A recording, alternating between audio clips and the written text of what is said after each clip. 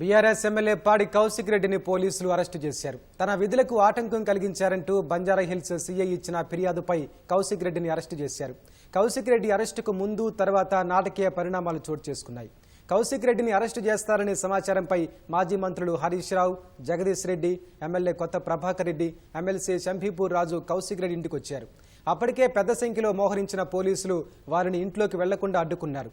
తమను ఇంట్లోకి అనుమతించాలంటూ బీఆర్ఎస్ నేతలు పోలీసులతో వాగ్వాదానికి దిగారు.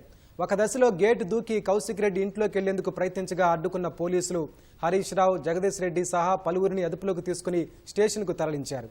అనంతరం కౌశిక్ రెడ్డిని అరెస్టు చేశారు. తన ఫోన్ ట్యాపింగ్ చేస్తున్నారని ఫిర్యాదు చేయడానికి నిన్న బంజారాహిల్స్ పోలీస్ స్టేషన్కి వెళ్లిన కౌశిక్ రెడ్డి ఎమ్మెల్యే అనే గౌరవం కూడా లేకుండా అక్కడి సీఐ ప్రవర్తించారని ఆరోపించారు. అటు మరో పని కోసం స్టేషన్ నుంచి బయటకెళ్తున్న తనను కౌశిక్ రెడ్డి ఆయన అనుచరులు అడ్డుకున్నారని సీఐ రాఘవేంద్ర ఫిర్యాదు చేశారు. ఈ ఫిర్యాదుపై కేసు నమోదు చేసిన పోలీసులు కౌశిక్ రెడ్డిని అరెస్టు చేశారు.